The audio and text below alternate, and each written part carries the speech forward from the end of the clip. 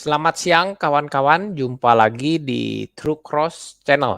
Mari kita menyatakan kebenaran dan meluruskan kepalsuan.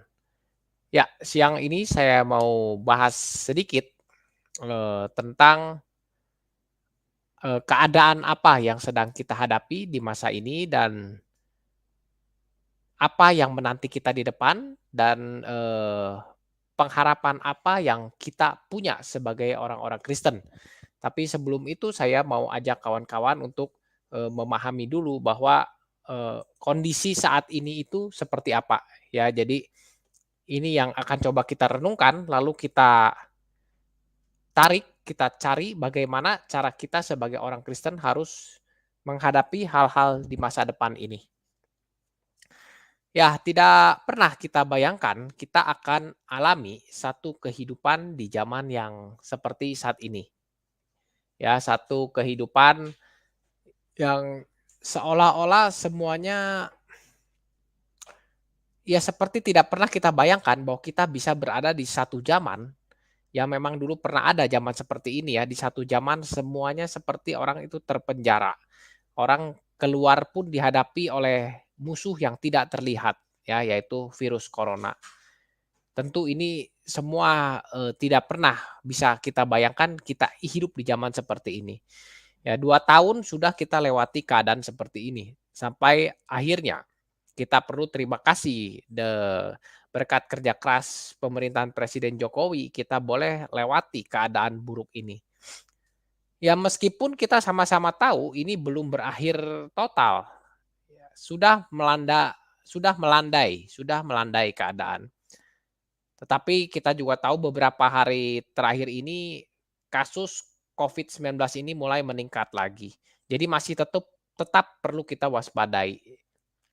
Ya, jadi kita perlu tetap untuk menggunakan masker, tidak ada ruginya ya kita terus menggunakan masker pun sekalipun seandainya corona nanti dinyatakan, hilang atau melandai tidak tidak menjadi, endemi atau pandemi lagi, ya itu juga bisa menjaga kita dari virus-virus yang lain ya yang bisa masuk lewat udara. Ya tentunya kita harus antisipasi dengan masker itu satu-satunya cara ya selain vaksinasi. Ya, tapi kita perlu pahami bahwa COVID-19 ini pun berdampak pada bidang ekonomi. Resesi ekonomi itu terjadi di banyak negara. Ya, salah satunya disebabkan oleh kondisi COVID atau ya corona ini ya. Tetapi ada juga faktor lain selain dari COVID-19 ya, seperti Amerika itu terlalu sering mencetak uang ya, sehingga menimbulkan inflasi yang berlebihan. Ya mungkin ada sebagian orang pandang tidak jadi masalah cetak uang terus ya, tapi itu satu pandangan yang keliru, seperti itu. Nah, tapi ya dalam hal ini pun kita patut puji Tuhan ya, kita bersyukur bahwa meskipun banyak negara saat ini sedang menghadapi, masuk di fase resesi ekonomi, ya belum krisis, baru resesi. Ya, tapi beberapa negara itu bahkan sudah krisis, bahkan bangkrut ya, itu seperti Venezuela, yang terbaru itu Sri Lanka. Ya, puji Tuhannya Indonesia sekali lagi berkat kerja keras pemerintahan Presiden Jokowi dan menteri-menteri dan seluruh jajaran aparatur negara ya, kita boleh tetap dalam keadaan baik dan terpelihara. Ya, tapi ini tidak boleh buat kita lengah ya, kita tetap perlu mewaspadai keadaan seperti ini. Ya, kita juga perlu terus doakan nanti bagaimana masa setelah kepemimpinan Presiden Jokowi, siapa yang akan memimpin berikutnya itu pun perlu kita doakan. Ya, supaya keadaan Indonesia bisa tetap baik dan terpelihara.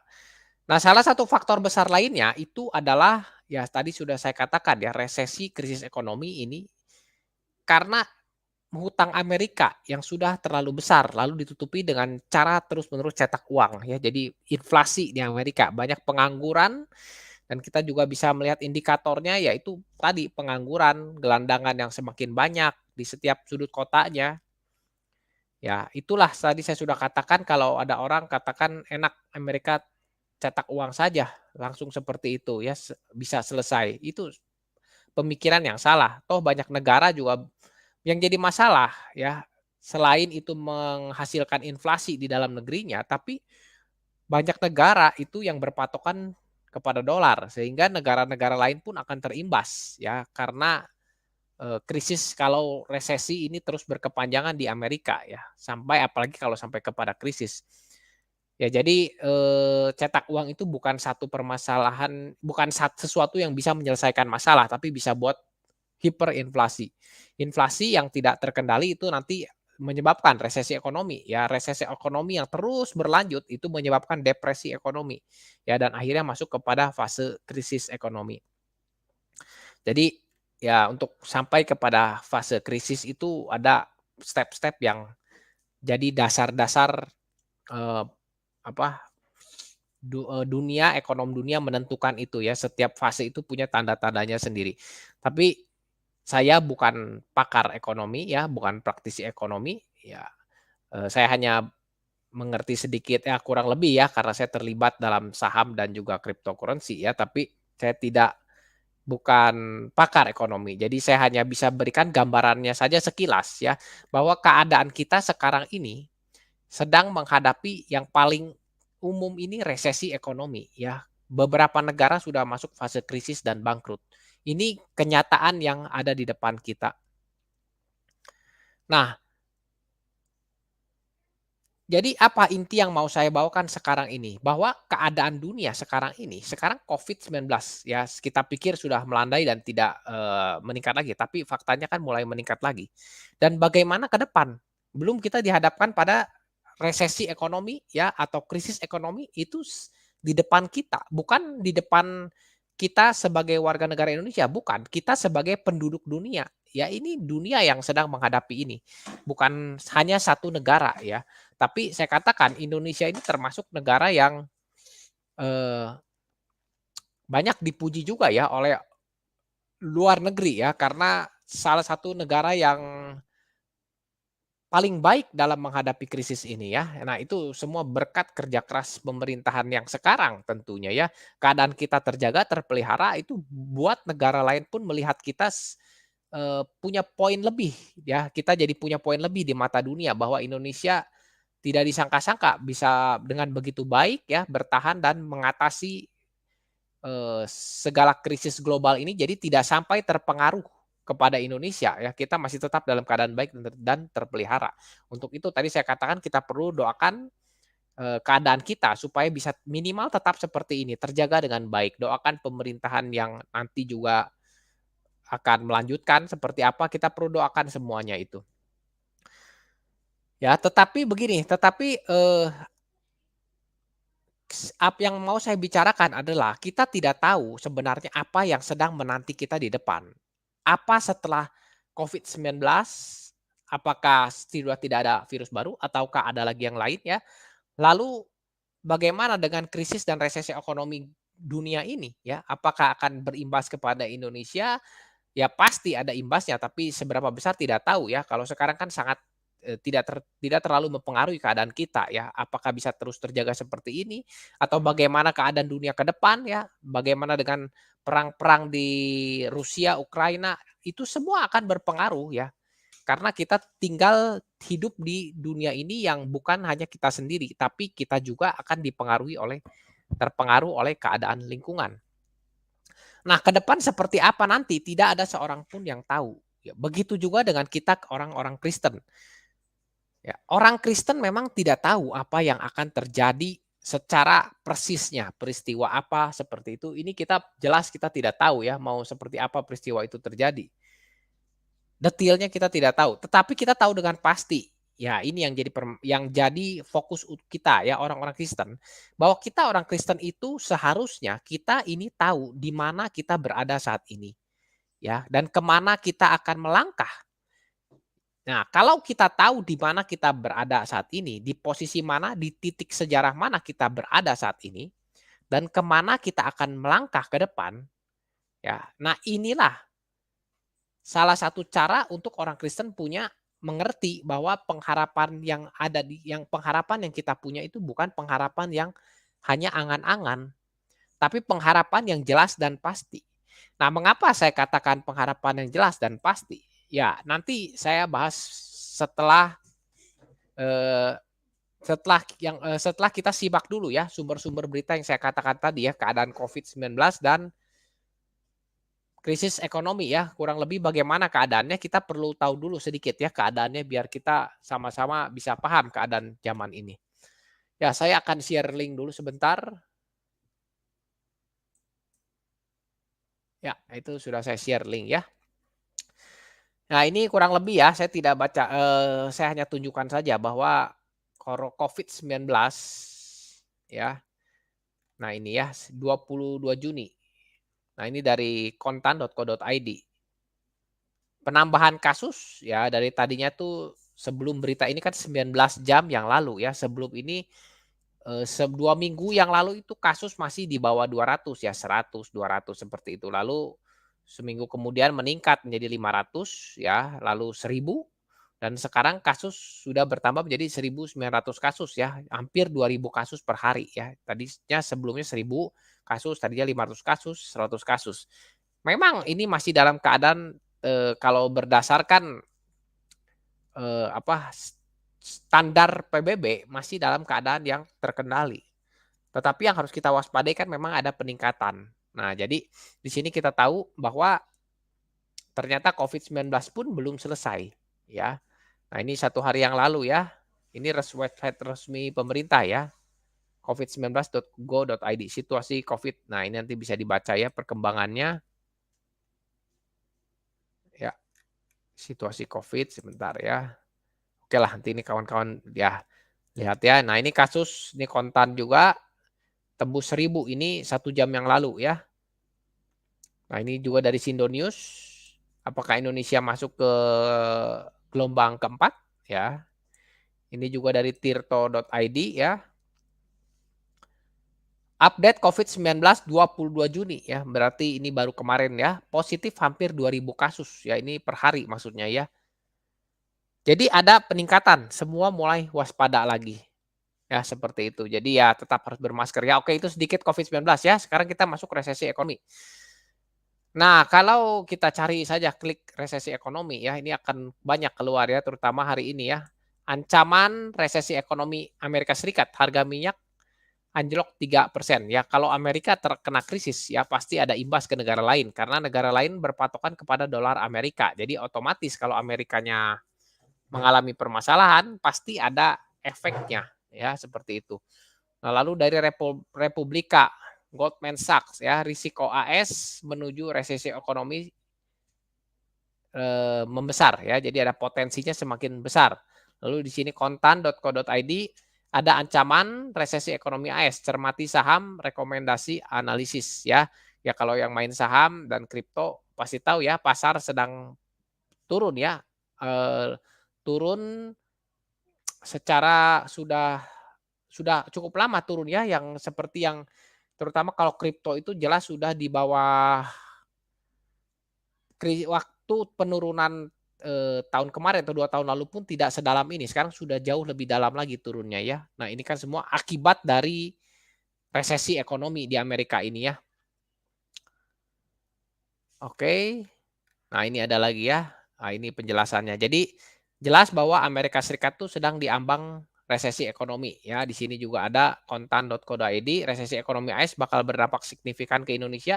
Ya kita harap tidak terlalu signifikan ya karena sampai sejauh ini negara kita masih sangat baik ya mengatasi keadaan dunia yang tidak menentu ini ya. Lalu kita lihat ini kata Bank Indonesia, dunia sedang krisis parah. Jadi Bank Indonesia juga sudah menyatakan ini dengan jelas ya, ini di CNBC Indonesia. Ya, nanti bisa kawan-kawan baca ya dari sumber-sumber ini saya tunjukkan. Saya tidak baca lebih jelas ya supaya cepat. Nah, krisis keuangan mungkin terjadi lagi, mungkin akan terjadi lagi. Jadi juga CNBC Indonesia ya. Ini tentunya situasi perekonomian dunia belum ada titik cerah dan bahkan semakin memburuk. Satu hal dimungkinkan adalah krisis keuangan. Ya karena sampai hari ini kalau kita ikuti di Amerika sendiri ya sedang berusaha mengatasi inflasi. Ya, tetapi kondisinya tidak sebegitu gampang ya mengatasi itu karena maju kena, mundur kena. Ini seperti begitulah kurang lebih keadaan di Amerika. Jadi memang sedang mereka berpikir bagaimana supaya bisa memperbaiki ekonomi tanpa, eee, inflasi yang berkepanjangan, karena ini kan 2 indikator ekonomi yang harus mereka kendalikan seperti itu ya. Nah, mudahan saja ya Indonesia tidak terkena, imbas yang besar ya, karena kan sejauh ini tidak ada imbas yang terlalu jauh mempengaruhi ya. Jadi kita bersyukur tapi tetap perlu waspada. Nah, di sini juga ya, ini dari website resmi Kementerian Keuangan Republik Indonesia ya, bahwa memang saya katakan tadi, bahwa Indonesia ini dinilai ya paling baik dalam, menghadapi krisis global ini.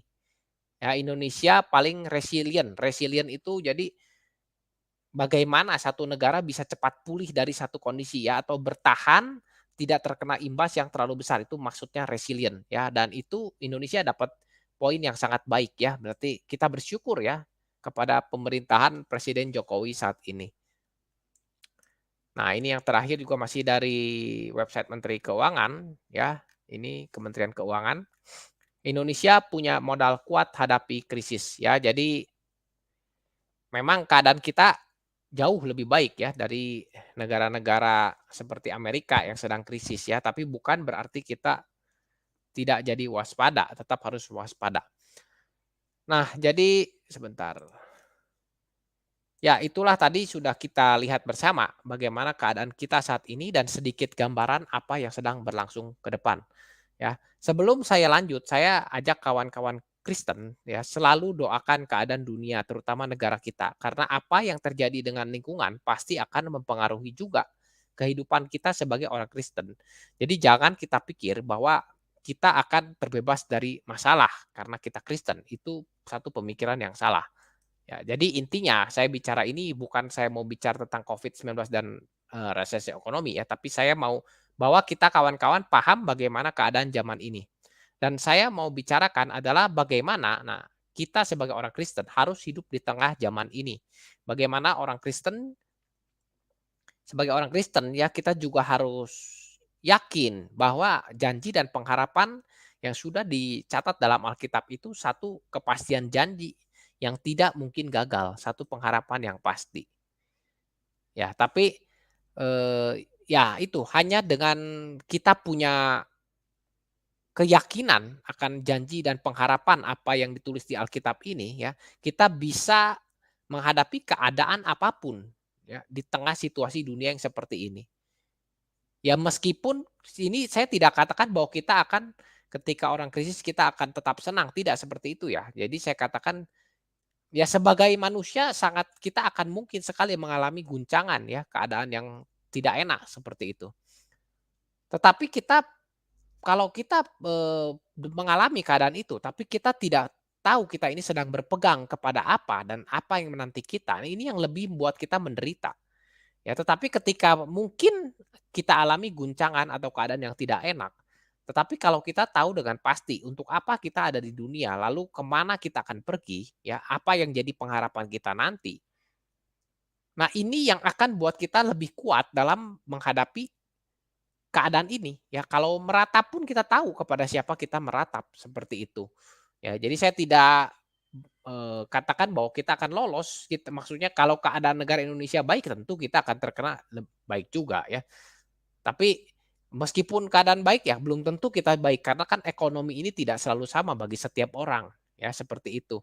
Dalam keadaan krisis dalam keadaan yang baik ini pun kan ada orang yang, jadi usahanya jatuh ya, tetapi ada yang semakin sukses ya ada saja seperti itu. Ya jadi bukan kondisi keadaan yang saya bicarakan ini bukan bahwa, bukan membuat kita lalu berpikir jadi Kristen pasti sukses, tidak ya. Tapi saya mengajak kita untuk bersiap. Dengan cara apa? Dengan cara kita punya tahu pengharapan kita itu apa, apa yang jadi pegangan kita, itu yang perlu kita pahami dulu. Sehingga apapun keadaannya, kita mau meratap ya, kita memuji, kita tahu siapa Allah kita, untuk apa kita ada di dunia, dan kemana kita akan melangkah. Di titik mana kita berada itu yang perlu kita tahu.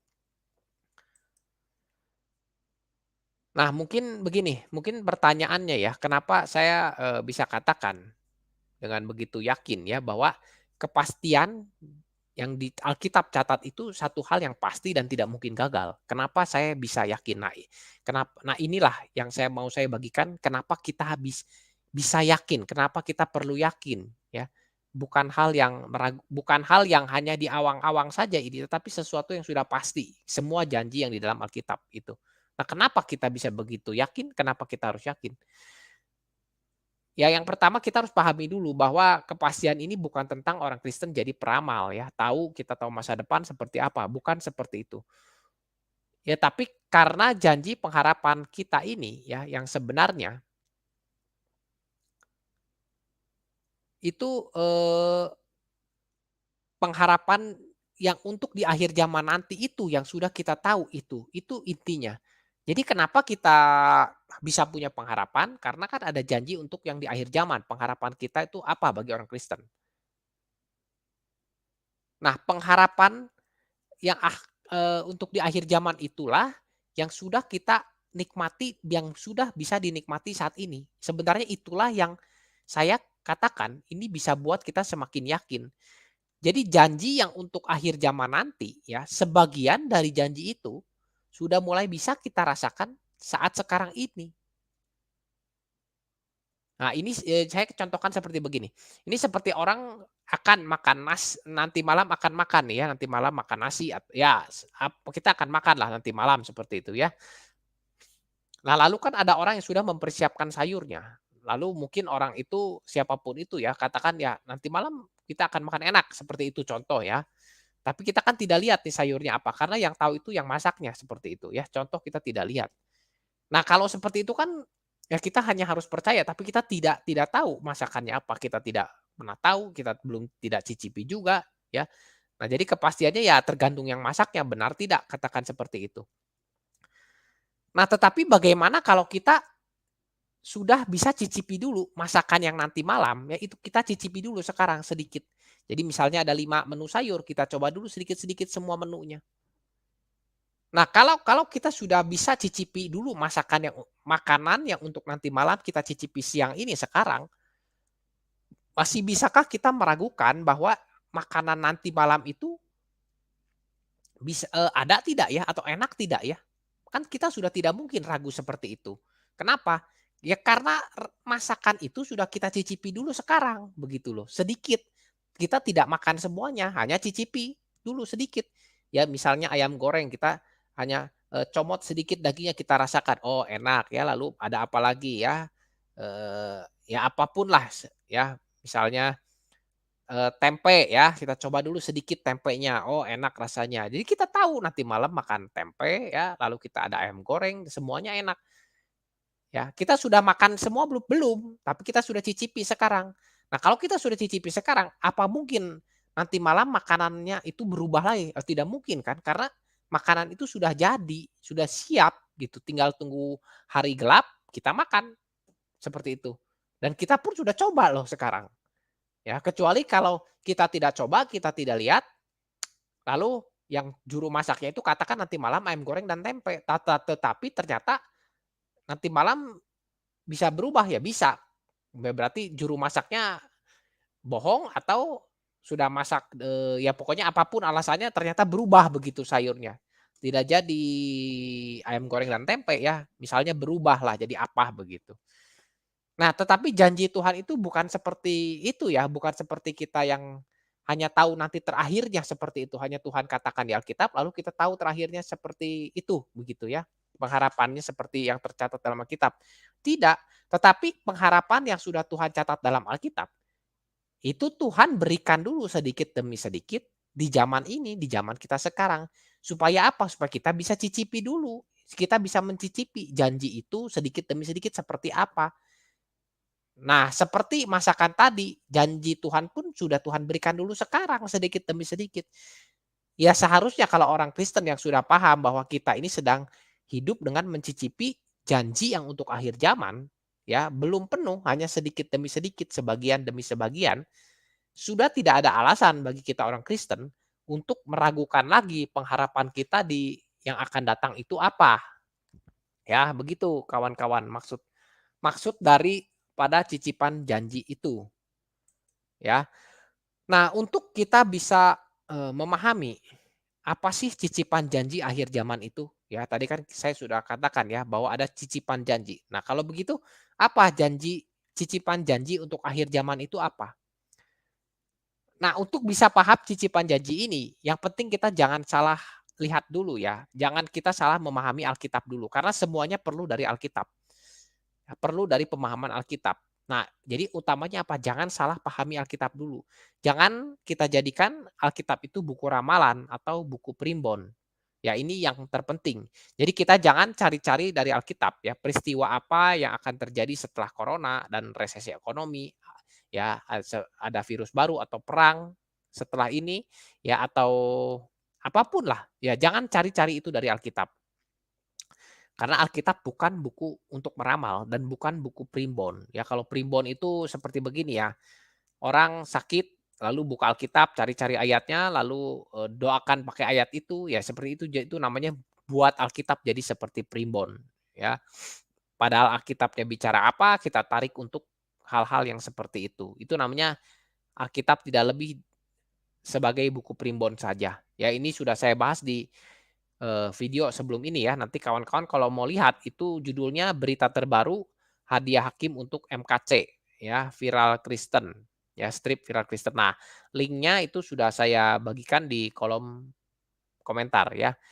Nah itu jadi jangan jadikan Alkitab itu sebagai primbon ya atau buku ramalan ya. Alkitab bukan buku ramalan. Nubuatan berbeda dengan ramalan. Ya, ini banyak hal yang orang salah pahami. Nubuatan bukan ramalan. Nah, juga kawan-kawan saat saat ini saya perhatikan juga ya, banyak pendeta-pendeta atau pengajar-pengajar Kristen ya, yang jadi seperti dukun atau peramal. Banyak sekali ya, itu saya lihat yang seperti itu ya. Jadi berpatokan kepada mimpi, penglihatan, lalu dia ceritakan mimpi dan penglihatan itu kepada orang-orang di media sosial ya, seolah-olah itu kebenaran yang akan terjadi. Nah, seperti itu ya. Jadi lebih berupa seperti fear and greedy lah gitu loh. Anda percaya, Anda dari situ mereka mau katakan penginjilan, tetapi itu cara yang salah ya, karena tidak pernah Alkitab buat seorang pendeta atau pengajar itu seperti jadi dukun atau peramal. Ya sedangkan Alkitab pun bukan buku ramalan ya, jadi bagaimana ada pendeta atau pengajar bisa jadi seperti dukun dan peramal seperti itu. Jadi tidak ada seorang pun yang akan tahu ya, di depan ini ada perang atau ada apa lagi, tidak ada seorang pun yang tahu. Tapi yang orang Kristen bisa tahu adalah kita ini sedang berada di titik mana di dalam sejarah. Ya, kemana kita akan melangkah. Apa pengharapan kita itu semua yang kita bisa tahu dengan pasti.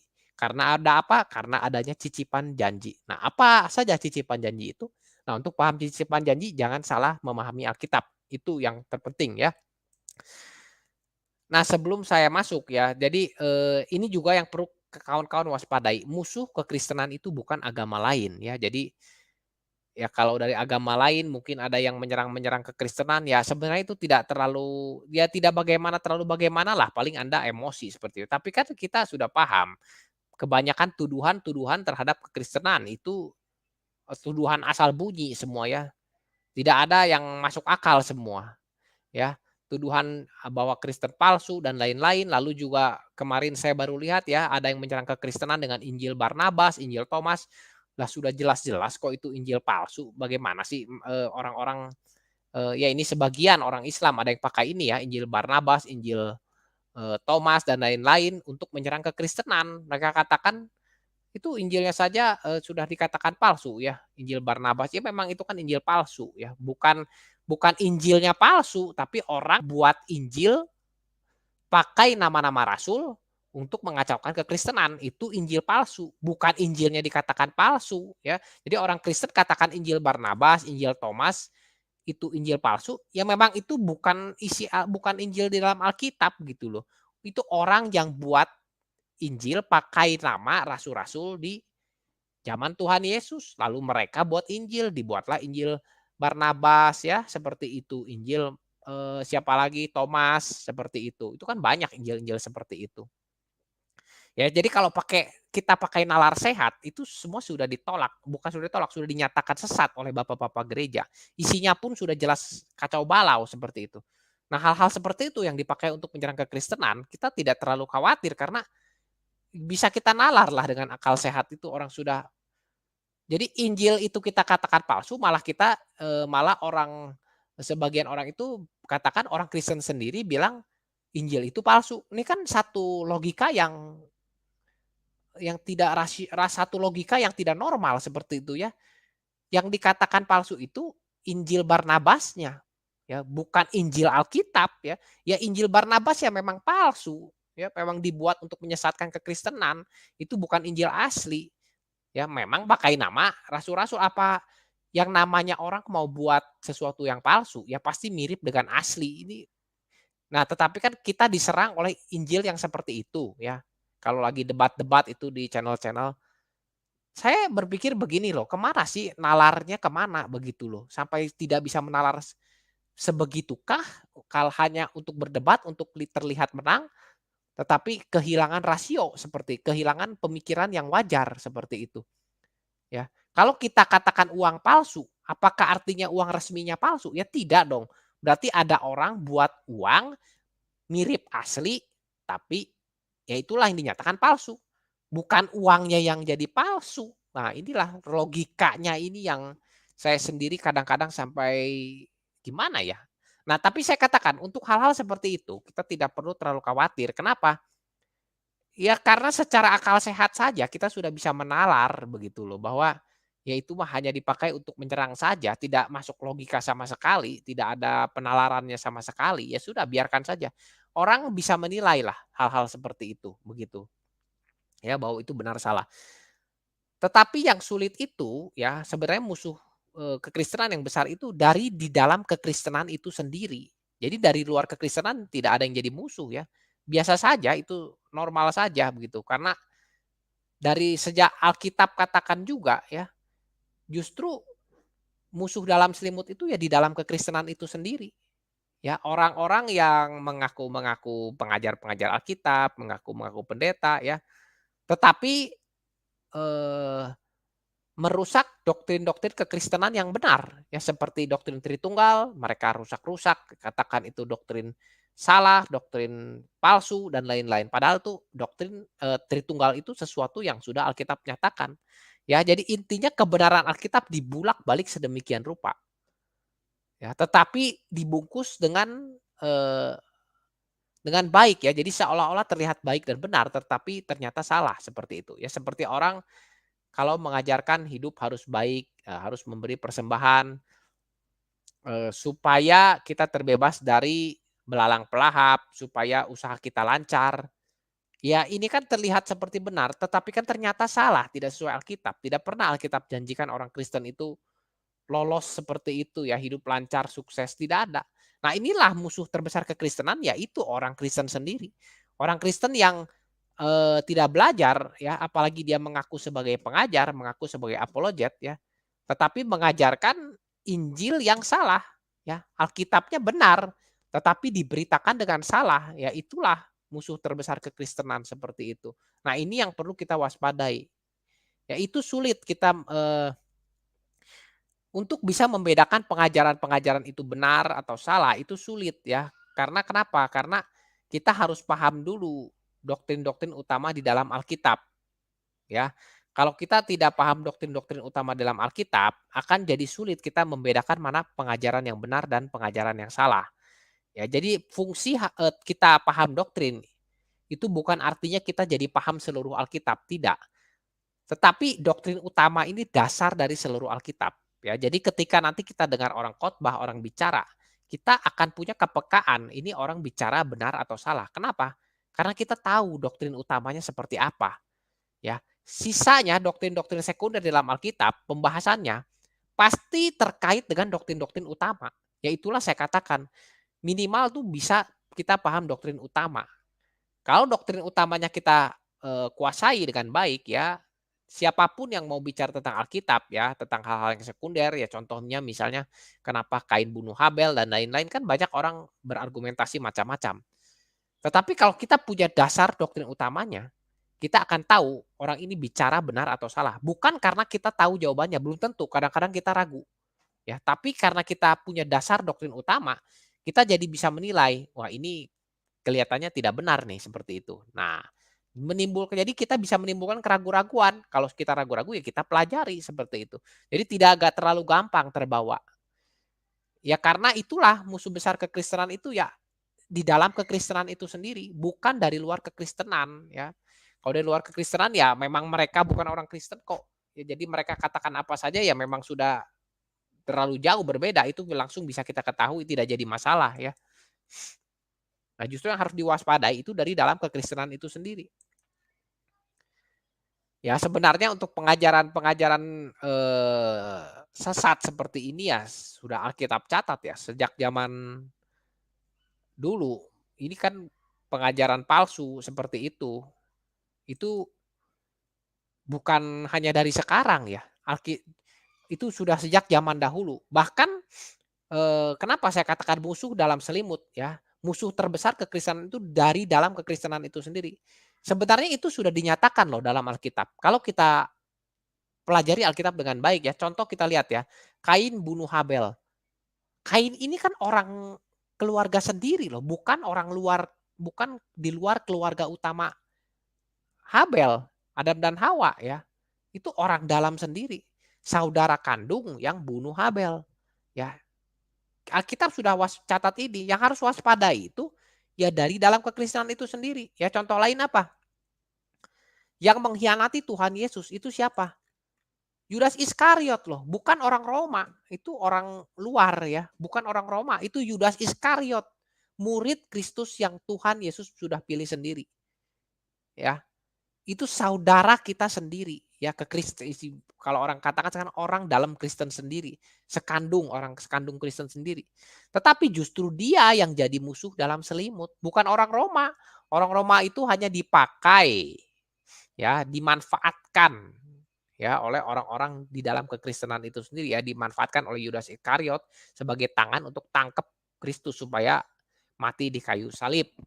Ya, jadi ini semua fakta Alkitab sudah catat, yang perlu kita waspadai bukan dari luar kekristenan, tetapi dari dalam kekristenan itu sendiri. Nah, jadi itulah ajaran-ajaran yang seolah-olah benar, terlihat baik, tetapi ternyata keluar dari Alkitab. Ya, hal itu bisa kita antisipasi kalau kita paham doktrin-doktrin utama. Jadi kita bisa bedakan mana ajaran yang palsu dan mana yang benar. Ya, jadi kalau dari luar kekristenan mau bicara apapun tentang kita itu saya pikir tidak jadi satu masalah ya. Ya biarkan sajalah suka-suka mereka seperti itu. Karena tidak akan terlalu bagaimana ya karena kita sudah tahu seperti itu loh. Ya kita juga belum apa-apa sudah pasang barrier dulu kan bahwa wah ini dari luar Kristen berarti mereka tidak paham Alkitab. Jadi apapun yang dikatakan kemungkinan besar salah begitu ya. Jadi sudah ada barrier terlebih dahulu. Itu tidak jadi masalah, tapi yang jadi masalah itu dari dalam kekristenan sendiri. Ya, oke kita sekarang lanjut lagi ke topiknya ya. Nah, kalau kita sudah paham bahwa Alkitab itu bukan primbon dan bukan buku ramalan ya. Ya kita sekarang lanjut ya, bagaimana kita memahami bahwa orang Kristen ini berbeda dengan orang dunia. Kita orang-orang yang jadi orang Kristen ini orang yang dipanggil keluar dari dunia ya dan masuk ke dalam kumpulan umat sisa atau umat pilihan. Ini pun sudah Tuhan tunjukkan ketika Tuhan buatkan Taman Eden untuk Adam dan Hawa ya. Pertamanya kan dibuatkan Taman Eden. Kenapa Tuhan tidak taruh saja di bumi secara ya tidak usah dibuatkan tempat khusus seperti itu. Tapi Tuhan buatkan tempat khusus lalu di situ dipilih ada binatang khusus ya. Tidak semua ya, tumbuh-tumbuhannya pun dipilih yang bisa ada di Taman Eden. Nah, Adam dan Hawa ditempatkan di tempat yang sudah Tuhan pilih. Itu tandanya orang Kristen hanya bisa hidup di tempat yang sudah Tuhan tetapkan, di tempat di mana hadirat Tuhan berada. Orang Kristen tidak bisa hidup di luar tempat itu. Nah, itulah yang dimaksud dengan kumpulan umat Tuhan, kumpulan umat sisa, umat pilihan Tuhan. Ya, nah sebagai kumpulan umat pilihan ya, kita secara umum sama dengan orang dunia. Kita tidak tahu apa yang akan terjadi di masa depan. Tetapi sebagai umat Tuhan, seharusnya kita tahu di mana kita sedang berada di dalam sejarah ini. Ya, kemana kita akan melangkah dan di titik mana ya, ke titik mana akhir dari sejarah dunia ini. Ya itulah bedanya kita dengan orang dunia. Kita orang yang tahu dengan pasti apa yang sudah terjadi, di titik mana kita berada di dalam sejarah, dan kemana kita akan Tuhan bawa untuk sampai kepada akhir dari sejarah dunia ini. Ya sebagai orang Kristen harusnya kita sudah paham ini. Jadi orang Kristen itu bukan orang yang berjalan tanpa satu kepastian, yang berjalan tanpa arah yang jelas. Kita tahu dengan jelas apa yang akan kita jalani, ya. Kita tahu dengan jelas kemana sejarah dunia ini akan berakhir. Ya, itu artinya kita paham apa yang Alkitab katakan. Kalau kita paham, kita sadari ya, berarti kita pun tahu bahwa Allah kita ini siapa, ya. Allah kita, Allah Tritunggal itu siapa? Itu adalah Allah yang menentukan arah sejarah. Allah yang membawa kita berjalan dari titik awal menuju titik akhir dari sebuah zaman. Itulah Allah kita, Allah Tritunggal, Allah yang menentukan arah sejarah. Lalu kita ini sekarang sedang berada di mana? Ya, kita tahu dengan jelas, kita sekarang sedang berada di mana? Ya, di satu masa apa? Ya, kita di satu masa, inilah yang disebut masa 1000 tahun. Masa 1000 tahun ini apa? Masa di antara kedatangan Kristus yang pertama dengan kedatangan Kristus yang kedua. Ini masa antara kedatangan Kristus yang pertama dan kedatangan Kristus yang kedua. Nah, itulah masa 1000 tahun. Ya, sekarang inilah kita di zaman itu. Ya, inilah zaman 1000 tahun itu sekarang, bukan nanti. Ya, di masa 1000 tahun orang-orang yang sekarang ini mati, ya orang-orang Kristen yang sudah mati, rohnya itu roh dan atau jiwa itu sudah bersama Tuhan di surga. Memerintah selama 1000 tahun sambil menunggu kita semua bersama-sama diubahkan untuk punya tubuh kemuliaan, masuk ke dalam langit dan bumi yang baru. Nah, masa 1000 tahun ini pun secara sadar tidak sadar sudah diakui oleh dunia, ya. Dunia sudah mengakui ini. Itu fakta. Ya, kenapa dunia mengakui masa 1000 tahun ini? Ya karena mereka sama-sama pakai tanggalan Masehi. Ya, Masehi ini jelas pemisah antara zaman sebelum dan setelah kelahiran Kristus. Ya, jadi itulah tanggalan Masehi yang diakui dan dipakai oleh seluruh negara di dunia ini.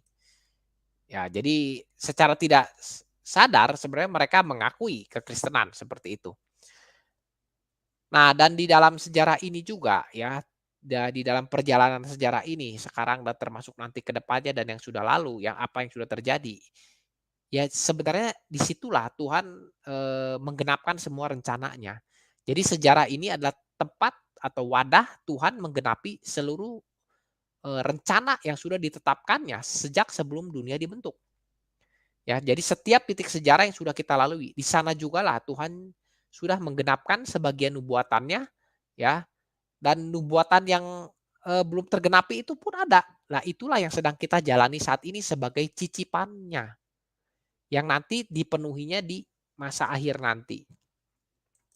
Nah, jadi dari pemahaman akan penggenapan nubuatan ini ya, bahwa kita sekarang sedang menjalani sebagian nubuatan yang belum, sepenuhnya tergenapi, ya kita juga bisa memahami bahwa apa yang sudah Tuhan rencanakan untuk kita di zaman akhir nanti, ya artinya nubuatan akhir zaman itu atau pengharapan janji yang di akhir zaman itu, bukan baru kita dapatkan nanti di akhir saja ya, tapi sebagian dari janji itu sudah dan sedang kita jalani saat ini. Ini artinya kita sedang mencicipi janji yang sebenarnya untuk akhir zaman nanti. Ini seperti uang muka ya atau down payment yang kita terima dulu supaya kita tahu dengan pasti bahwa di akhir nanti kita akan terima kepenuhan dari janji yang sedang kita jalani ini. Jadi karena kita sudah cicipi dulu janji di akhir nanti, ya itu yang saya katakan tidak ada alasan lagi bagi kita untuk ragu akan janji akhir zaman itu. Karena di akhir nanti kita bukan terima sesuatu itu yang sama sekali baru, tapi kita terima pelunasan dari janji itu atau kepenuhan janji itu. Jadi meskipun semua janji yang Tuhan berikan bagi kita itu adalah berupa pengharapan untuk keadaan akhir nanti, tapi itu tidak berarti janji itu sama sekali kita rasakan semuanya nanti terakhir, ya intinya begitu. Tapi sebagian dari janji itu, ya janji untuk akhir zaman nanti, itu sudah Tuhan berikan dulu di zaman sekarang supaya bisa kita cicipi. Jadi orang Kristen itu bukan sedang berharap pada janji atau pengharapan yang belum kita nikmati, belum kita tahu sama sekali, sesama sekali baru di akhir nanti. Bukan janji yang seperti itu. Ya, seperti masih mengawang-awang ya, hanya katanya-katanya, tidak seperti itu. Bukan katanya-katanya lagi. Karena sebagian janji itu yang harusnya memang nanti kita nikmatinya ya, tapi ternyata di zaman ini, saat kita hidup sekarang ini, sudah bisa kita nikmati sedikit demi sedikit. Nah, itulah sebabnya saya katakan pengharapan janji itu bukan satu hayalan atau sesuatu yang tidak bisa kita nalar lagi, bukan. Karena sebagian janji itu sudah jadi kenyataan. Ya, sudah jadi kenyataan itu apa? Sudah kenyataan itu bukan artinya terpenuhi sekarang, tidak, tapi sebagiannya sudah terpenuhi ya dan masih sedang berlangsung. Jadi sudah kita nikmati sedikit demi sedikit saat ini. Nanti sempurnanya di akhir kepenuhannya. Nah, kalau begitu kan sekarang kita perlu tahu ya, apa sih buktinya, cicipan janji itu apa saja yang sudah ada. Nah, cicipan janji yang pertama itu bahwa kerajaan Allah yang sudah datang bagi kita. Lah, kerajaan Allah yang sudah datang ini apa? Jangan kita bayangkan kerajaan itu satu ada gedung yang mewah, megah seperti itu, tidak ya. Ya, kerajaan ini memang sudah datang, hanya belum sepenuhnya datang, baru ya sudah hadir, tapi belum sepenuhnya tinggal ya bersama kita saat ini. Nah, apa kerajaan yang sudah ada di tengah kita ini apa maksudnya? Ya, jadi kerajaan Allah yang sudah datang itu, kapan itu hadir? Ya, sejak kedatangan Kristus yang pertama, kelahiran Kristus yang pertama itulah kehadiran kerajaan Allah. Ya, jadi Kristus itulah yang membawa kerajaan Allah itu hadir di dunia. Ya, seperti kita tahu ya, kerajaan Kristus pertama datang itu untuk mengumpulkan gandum yang terserak, tapi nanti kedatangan kedua untuk memisahkan antara gandum dan ilalang. Ya, jadi memang ada dua kedatangan. Nah, di kedatangan pertama itulah itu tandanya bahwa kerajaan Allah sudah hadir karena hadirnya siapa yang bawa? Kristus yang sudah membawa kerajaan Allah hadir di dunia. Ya, tapi belum sepenuhnya nanti di akhir zaman. Ya, ini juga sekaligus menandakan ya bahwa orang yang bicara bahwa 1000 tahun itu nanti, itu adalah satu pemahaman yang salah ya karena sudah jelas. Kalau konsep 1000 tahun nanti itu kan mereka pikir kerajaan Allah itu datangnya nanti. Tidak ya, sekarang kerajaan Allah sudah hadir bagi kita. Hanya belum keadaan yang sepenuhnya. Itulah namanya kita sedang di dalam masa 1000 tahun, yaitu masa antara kedatangan Kristus yang pertama sampai kedatangan Kristus yang kedua. Atau masa kerajaan Allah yang pertama yang belum penuh nanti akan sampai kepada, satu kepenuhan kerajaan Allah yang hadir seutuhnya bersama kita. Ya kita ini di masa antara itu. Nah masa antara inilah yang dinamakan 1000 tahun ya. Nah apa buktinya apakah Alkitab katakan kerajaan Allah itu sudah hadir? Jelas ya, Lukas 17 ayat 20 sampai 21. Ya atas waktu ketika menjawab orang-orang Farisi ya, kapan kerajaan Allah itu datang? Lalu Tuhan katakan, kerajaan Allah datang tanpa tanda-tanda lahiriah. Nah, di ayat 21-nya juga orang tidak bisa mengatakan, lihat ada di sana, ada di sini ya. Kalimat jelasnya silakan nanti dibaca sendiri ya. Tetapi intinya ini, sebab sesungguhnya kerajaan Allah ada di antara kamu. Artinya kerajaan Allah itu sudah datang. Ini sudah dinyatakan dalam Alkitab ya.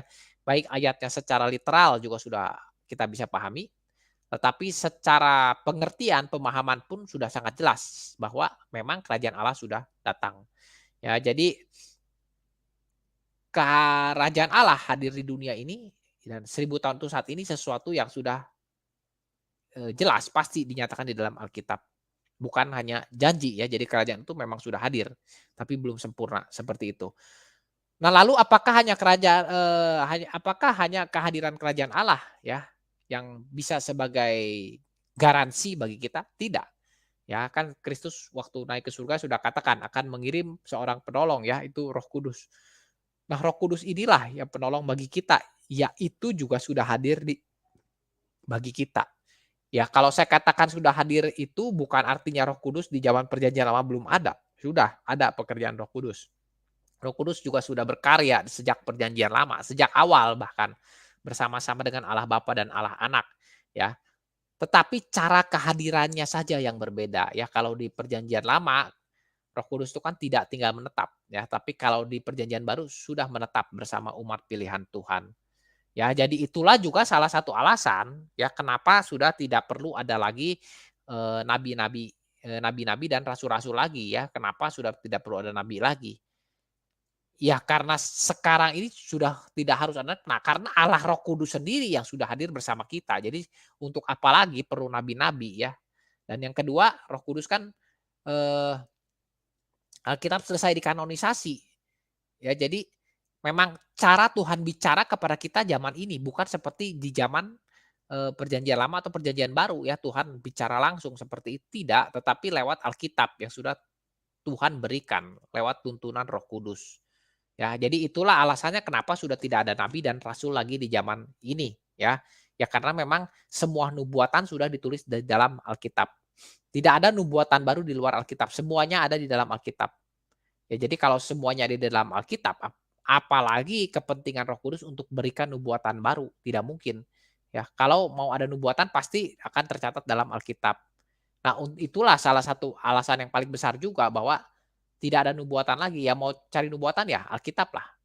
Ya kita beritakan firman Tuhan itu kita sedang bernubuat artinya ya. Jadi, jabatan nabi sudah tidak ada ya, tetapi fungsinya ada. Fungsinya apa ya, saat pendeta, pengajar bagikan firman Tuhan ya itu sedang bernubuat ya. Kita pun kalau bagikan kepada orang-orang lain ya, siapapun ya bagikan ya itu pun sedang bernubuat ya. Nah itulah alasan-alasan tadi kenapa, pengharapan kita itu satu pengharapan yang pasti ya, karena cicipannya sudah Tuhan berikan. Ya apa saja? Ya tadi sudah jelas ya, kerajaan Allah sudah hadir dengan ditandai oleh ya Kristus yang lahir itu yang bawa kehadiran kerajaan Allah di dunia ini. Lalu Roh Kudus yang aktif bekerja ya, yang sudah diberikan bagi kita. Nah lalu, eee, apa sih yang sudah Roh Kudus yang bagikan kepada kita dengan lebih pasti? Ya, selain tadi kehadiran kerajaan Allah dan kehadiran Roh Kudus, lalu cicipan apa yang sudah jelas-jelas lebih real lagi kita bisa nikmati? Ya, kalau kehadiran, kelahiran Kristus itu kan sudah di masa lampau ya. Nah, di masa ini yang masih bisa kita ya efeknya terus kita nikmati sampai saat ini ya. Tetapi ada sesuatu yang jelas nyata kita nikmati saat ini sebagai bukti cicipan itu apa? Yaitu gereja dan Alkitab. Ya, ini adalah 2 cicipan akhir zaman yang Tuhan bagikan untuk kita di saat ini. Ya, jadi gereja dan Alkitab ini ya sesuatu yang memang Tuhan berikan supaya orang Kristen itu, bisa mencicipi berkat yang untuk akhir zaman nanti kita bisa cicipi sekarang melalui gereja dan Alkitab. Ya, ini juga melengkapi kehadiran kerajaan Allah dan Roh Kudus. Ya. Nah jadi, Roh Kudus itu sudah bekerja secara aktif yang membentuk komunitas orang percaya. Ya komunitas orang percaya inilah yang kita namakan gereja. Nah Roh Kudus juga selain aktif membentuk komunitas umat percaya, dia juga berikan Alkitab bagi kita. Jadi baik Alkitab maupun gereja ini adalah 2 karya nyata Roh Kudus yang diberikan bagi kita sebagai cicipan berkat akhir zaman nanti yang bisa kita nikmati di saat ini. Nah jadi kita sekarang tahu bahwa gereja dan Alkitab ini adalah 2 hal yang penting bagi kita orang-orang Kristen. Nah, tanpa pengetahuan yang benar akan Alkitab, kita akan sulit paham kita ini sekarang sedang berada di titik mana. Ya, lalu kemana sejarah ini akan bergerak. Kita juga akan sulit, eee, melihat ya bahwa sejarah ini sebenarnya adalah wadah ya, wadah penggenapan perwujudan rencana kekal Allah. Ya kalau kita mau paham ini semua, ya kita harus dengan serius dan tekun belajar Alkitab. Supaya kita semua makin paham akan hal-hal seperti ini. Jadi Alkitab itu bukan sesuatu yang hanya boleh dipahami oleh saya atau, para pengajar atau pendeta-pendeta lain ya, seperti tidak ya, tapi atau pengajar-pengajar lain, guru-guru lain, tidak.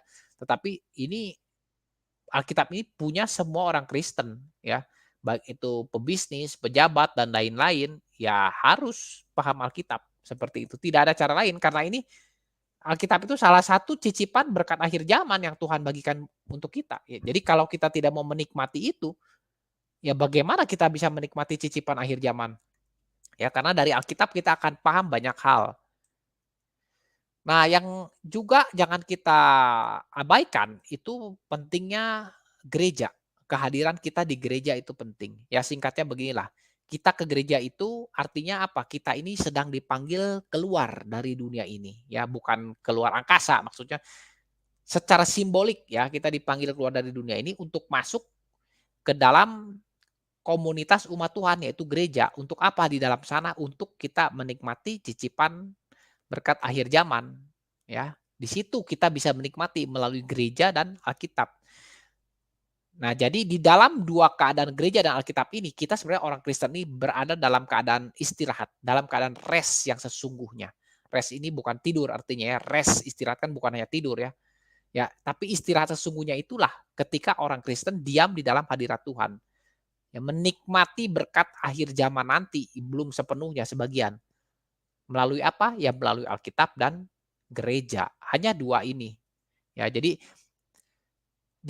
makanya sudah tidak mungkin kalau orang Kristen dia nggak mengaku Kristen, ya bisa saja sih semua mengaku Kristen ya, tapi apakah dia sudah menikmati cicipan berkat akhir zaman? Ya tidak. Hanya Kristen sejati yang mungkin melakukan itu. Kenapa? Karena ya perlu Alkitab dan gereja.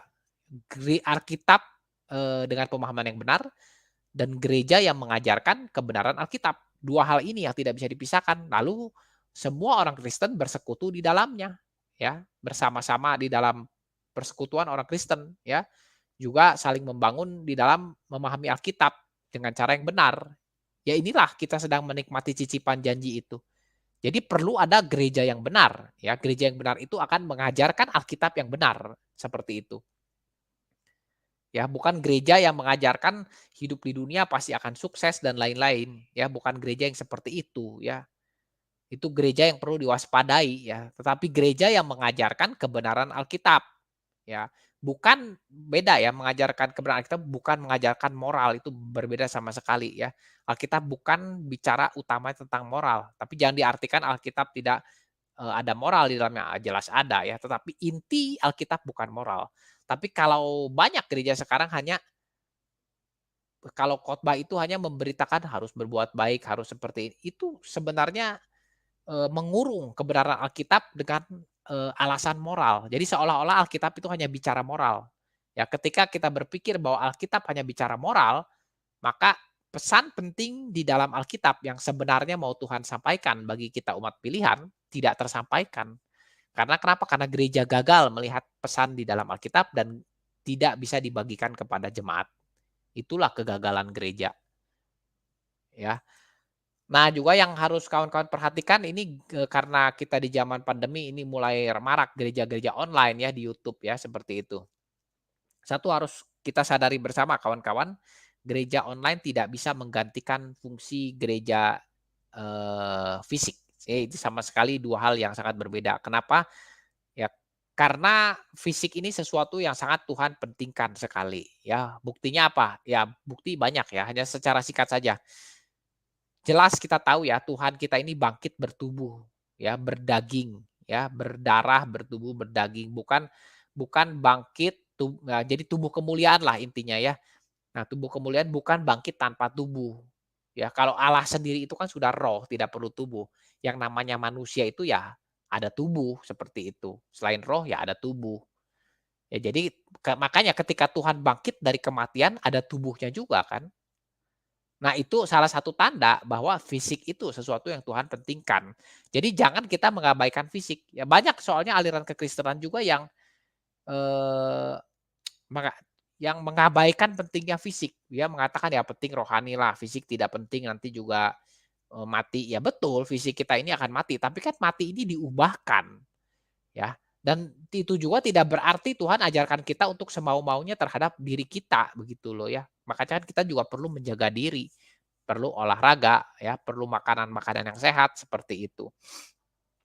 Ya, jadi fisik ini sesuatu yang Tuhan pentingkan juga. Nah, ketika fisik ini Tuhan pentingkan, maka ketika kita bicara gereja, ya tidak bisa gereja itu jadi, tidak perlu ada fisik yang berjumpa, itu pengertian yang salah. Ya, kalau untuk sementara itu it's okay ya, tidak jadi masalah. Tetapi kalau untuk seterusnya menggantikan fungsi gereja yang secara fisik itu tidak bisa. Sama sekali tidak bisa ya. Bagaimana perjamuan kudus bisa lewat online? Oh tidak bisa ya, metaverse gitu ya, online tidak bisa. Harus ada perjumpaan fisik, ya itulah baru umat Tuhan berkumpul. Ya kalau ada orang katakan ini kan perkembangan zaman, kemajuan teknologi, tidak, memangnya Tuhan kita tidak tahu ke depan akan seperti apa. Jadi yang kalau sudah Tuhan nyatakan di Alkitab itu prinsip-prinsipnya yang bisa kita dapatkan, ya itu jangan kita selewengkan seperti itu. Bahwa sudah Alkitab catat dari dulu sampai dari perjanjian lama sampai dengan perjanjian baru, fisik sesuatu yang sudah Tuhan pentingkan. Ya kalau Tuhan sudah tentukan, pentingkan fisik, lalu ketika, Roh Kudus buat komunitas, umat pilihan Tuhan, yaitu di dalam gereja, apakah Roh Kudus akan mungkin jadi mengabaikan pentingnya fisik? Tidak mungkin. Kenapa? Karena presposisi kita jelas.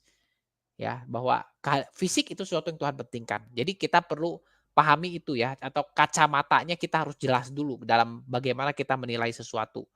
Ya, kenapa bisa kita katakan gereja online itu tidak bisa menggantikan gereja fisik? Ya jelas, karena kacamata kita jelas bahwa sejak awal Tuhan pentingkan kehadiran fisik. Ya, pentingkan fisik maksud saya. Jadi tidak mungkin juga kalau Tuhan pentingkan fisik, lalu ada gereja dibuat tanpa perlu ada pertemuan fisik. Ya ini sudah tidak mungkin. Ya jadi hal-hal seperti ini yang perlu kita terus gali. Nah sekarang kita jadi, kita sudah paham lah ya apa yang saya bicarakan, saya simpulkan bahwa, ya ini sudah mau berakhir ya, bahwa pengharapan kita itu bukan satu pengharapan yang tanpa bukti ya atau mengawang-awang, dan janji itu bukan janji yang sama sekali baru nanti di akhir nanti ya, tidak. Tapi saat ini juga kita sudah nikmati janji itu. Saya sudah jabarkan tadi di atas ya. Nah, tapi meskipun itu sebagai cicipan ya, tapi itu sudah cukup bagi kita untuk kita yakin bahwa pengharapan kita itu jelas dan nyata. Ya itulah saya katakan kita berbeda dengan orang-orang dunia. Kenapa? Ya karena janji yang untuk akhir nanti sudah kita cicipi sekarang.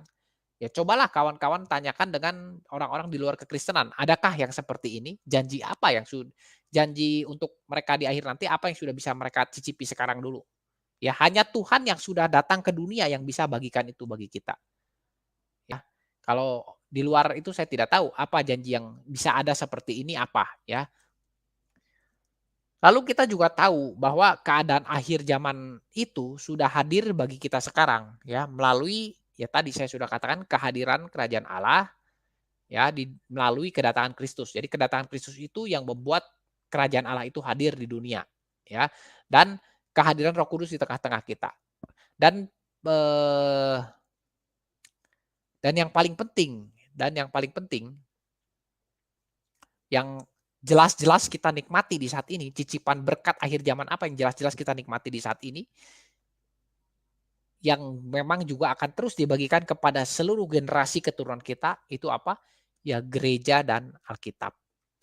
Ya untuk ini juga salah satu alasan kawan-kawan kalau berapologetika, melakukan penginjilan, tidak perlulah serang-serang ajaran agama lain. Kenapa? Karena gereja dan Alkitab ini bukan sesuatu yang kita usahakan keberadaannya untuk terus maksudnya bukan kita harus berusaha dengan segenap cara itu bisa tetap berada, tidak loh. Kadang-kadang kita berada dalam satu kondisi stres ya, karena ditekan di semua sisi menekan. Seolah-olah gereja makin sedikit dan seperti itulah seolah-olah. Ya diserang Alkitab itu palsu dan lain-lain sebagai seolah-olah ini bagaimana kita mengcounter semua ini? Meskipun kita tahu ya alasan-alasan konyol seperti itu ya, bahwa Alkitab palsu, itu kan kekonyolan karena mereka tidak paham Alkitab ya. Diserang semau-maunya menggunakan hal Injil-Injil palsu untuk menyerang Alkitab. Kadang-kadang kita tahu bahwa itu salah, ya kita tahu itu salah, tapi kadang kita cukup stres ya karena saking banyaknya yang menyerang dengan seperti itu. Ya, saya pun kadang merasakan hal-hal seperti itu ya, kok bisa ya orang mengatakan hal-hal yang di luar akal waras, akal normal seperti itu untuk menyerang Alkitab seperti itu. Bagi saya itu tidak normal gitu, akalnya di luar pikiran normal ya, tapi kok bisa gitu loh. Tapi karena saking banyaknya, saya pun jadi stres bagaimana meng-counter semua itu. Ya, untuk itulah saya bikin YouTube ini kawan-kawan. Ya entah berapa banyak yang lihat kan saya tidak tahu. Itu biar ya kehendak Tuhan saja. Lagi pula kan saya bukan harus menjangkau seluruh dunia, tidak ya. Saya hanya menjangkau apa yang Tuhan percayakan saja untuk bisa saya jangkau seperti itu ya. Mau jumlahnya berapapun ya itulah yang Tuhan percayakan. saya menjangkau mereka, begitu loh. Tapi tapi kan itu, tetap saja ya, di luar itu tetap kadang buat saya stres ya. Ketika kemarin saya lihat bagaimana, Pendeta Esra Soru itu mau berdebat dengan, Ibu Rifa itu ya, yang dari Islam ya. Lalu Ibu Rifa itu yang saya katakan tadi ya, dia pakai Injil Barnabas, Injil saja sudah diakui palsu katanya oleh orang-orang Kristen. Ini kan satu logika yang saya bingung ya, mau jawabnya bagaimana. Ini sebenarnya hal yang tidak perlu dijawab begitu loh. Hal ini orang sudah bisa nalar, kalau dengan akal sehat sudah bisa menalar ya. Ya meskipun kita tahu ini kan hal-hal yang lucu sebenarnya dipakai untuk menyerang kekristenan. Tapi terus terang kadang-kadang saya pun stres ya, karena saking banyaknya bagaimana mau meng-counter ini. Ya tapi sudahlah, saya kembali sadar lagi, ya sudah mau bagaimana lagi, Anda mau marah-marah pun percuma kok. Saya katakan ya, marah-marah pun percuma. Malah dengan marah-marah Anda tambah menutup pintu penginjilan, seperti itu. Ya jadi kalau kita sudah stres melihat hal seperti itu, meskipun kita tahu itu alasan-alasan konyol untuk menyerang Alkitab ya, seperti Injil-Injil palsu dibawa-bawa untuk menyerang Alkitab, itu kan kekonyolan, seperti itu. Ya sudahlah, kalau kita ya yang intinya jangan kita marah-marah, tidak akan ada gunanya, ya sudah saja begitu loh. Nah, kenapa ya sudah saja? Ya Tuhan tahulah kita punya batasan-batasan yang bisa kita lalui begitu kan. Ya sebenarnya Tuhan sudah buat kita sadar juga bahwa kenapa Tuhan izinkan keadaan stres ini ya bagi kita. Mungkin yang kawan-kawan yang penginjilan juga merasakan keadaan ini. Kenapa Tuhan izinkan satu keadaan ini yang seperti berat gitu bagi kita. Ya sebenarnya ini untuk melatih kita ya, bahwa kita ini sadar bahwa, penginjilan ya atau apologetika ya atau kawan-kawan mungkin berdebat ya lebih cocoknya itu, ya sebenarnya tidak akan ada kita tidak ditugaskan untuk meluluhkan hati orang, tidak begitu loh. Tuhan sudah tahu itu semua. Makanya tidak perlu khawatir kita juga meskipun 1.000 orang mengatakan gereja makin sedikit, Alkitab palsu ya dan kita mungkin hanya 10 orang atau 5 orang. Ya tapi kita harus paham bahwa keberadaan gereja dan Alkitab itu bukan karena kita yang buat, bukan. Itu Allah sendiri yang buat loh. Allah sendiri yang buat ya. Itu fokusnya itu pekerjaan inti dari Allah Roh Kudus gitu loh. Jadi kalau sudah Allah sendiri yang buat, ya mau mau 100.000 orang katakan gereja itu palsu, Alkitab itu palsu, ya tetap saja tidak bisa mengalahkan apa yang Tuhan buat. Ya. Tetapi meskipun tidak bisa mengalahkan, tapi tetap bisa buat kita stres ya, itu salah satunya begitu loh. Makanya ketika kita stres menghadapi kondisi ini, jangan kita balik marah-marah, jangan kita balik menyerang, ya diam sajalah dulu begitu loh, tenangkan pikiran. Lalu kalau yang sudah memahami Alkitab, ya buatlah channel atau apapun untuk mengcounter ajaran mereka. Berapapun yang bisa kita jangkau, kita jangkau. Tapi bukan dengan marah-marah, apalagi dengan menyerang-nyerang agama lain ya, atau, atau bahas-bahas agama lain, itu tidak sesuatu yang tidak perlu kita lakukan, gak ada guna. Kenapa?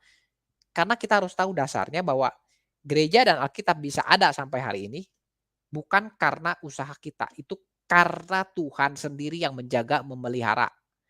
Tuhan sendiri yang campur tangan di dalam gereja dan Alkitab, ya. Kita ini hanya berbagian dalam pekerjaan Tuhan. Jadi seperti itu kenapa saya selalu katakan kepada kawan-kawan, ketika berdebat, berapologetika atau penginjilan, tidak perlu serang-serang atau bahas-bahas agama lain. Tidak perlu, karena ya itu tadi satu, salah satunya kita harus tahu bahwa semua dasar pekerjaan kita itu kita hanya berbagian di dalam apa yang sudah Tuhan tetapkan. Dan keberadaan gereja dan Alkitab itu bukan sesuatu yang bisa dipengaruhi manusia, bukan. Itu Tuhan sendiri yang menjaga dan memelihara. Ya, kita hanya berbagian. Kita berusaha ya semampu yang kita bisa dengan ya itulah kita berbagian di dalam pekerjaan Tuhan. Ya, jadi jangan terlalu kita menghalalkan semua cara. Seolah-olah kita pikir cara kita ini yang terbaik. Tidak, itu malah jadi salah, jadi bumerang. Akhirnya seperti apa? Ya akhirnya seperti Muhammad KC ya, jadi salah kaprah, serang-serang agama orang, jadi di penjara seperti itu ya. Dan saya perhatikan banyak loh di YouTube-YouTube yang masih seperti itu ya, serang-serang agama orang lain. Banyak di YouTube. Saya tidak katakan tidak ada. Ya, baik dari Kristen maupun dari Islam, dua-duanya saling menyerang. Ini saya katakan ya. Ya, kawan-kawan nanti bisa perhatikan ya, banyak sekali saya tidak usah katakanlah channel mana, tapi perhatikan saja channel-channel debat, itu banyak seperti itu, ya. Dan tidak bisa ditegur ya, kadang-kadang saya pernah coba tegur pun malah saya yang ditentang seperti itu. Ya jadi sudahlah, saya hanya bisa bagikan, sejauh mana Tuhan percayakan orang-orang mau dengar di channel saya, seperti itu saja sih, ya. Ya jadi apapun, kita ya tidak tahu apa yang ada di depan, kita tidak tahu dengan pasti, tapi selama kita hidup dalam pengharapan yang pasti, kita tidak akan pernah mudah digoyahkan oleh keadaan zaman. Ya meskipun kita tidak tahu detail peristiwa, tapi kita tahu langkah kita ini di mana, kita mau melangkah ke mana. Itu karena kita tahu siapa Tuhan kita, siapa Allah kita, Allah yang akan menuntun kita terus berjalan sampai menuju titik akhir dari, eee, kesempurnaan janji yang kita sedang cicipi saat ini. Jadi apapun keadaan yang sedang terjadi saat ini adalah tanda bahwa Tuhan sedang bekerja di tengah kita. Tuhan tidak pernah tinggalkan kita. Tuhan kita bukan Tuhan yang mencipta lalu tinggalkan kita sendiri, tidak. Tuhan yang sedang bekerja, ya, Tuhan yang terus berada bersama kita, Tuhan yang sedang menjalankan rencananya satu persatu digenapi. Satu persatu Tuhan biarkan kita cicipi untuk bawa kita sampai ke titik akhir dari sejarah dunia. Ya, itulah Allah kita. Allah yang menentukan arah sejarah. Kemana sejarah ini akan berjalan, itu semua adalah pekerjaan Allah kita yang dahsyat. Allah Tritunggal. Ya, itu saja kawan-kawan apa yang mau saya bagikan. Terima kasih bagi yang sudah menyimak sampai selesai. Sampai jumpa di video selanjutnya, dan mari kita terus berjuang bersama menyatakan kebenaran Alkitab. Dan terima kasih bagi yang sudah subscribe dan bagi yang belum, mohon bisa bantu channel ini semakin besar dengan subscribe. Itu saja kawan-kawan, Tuhan memberkati.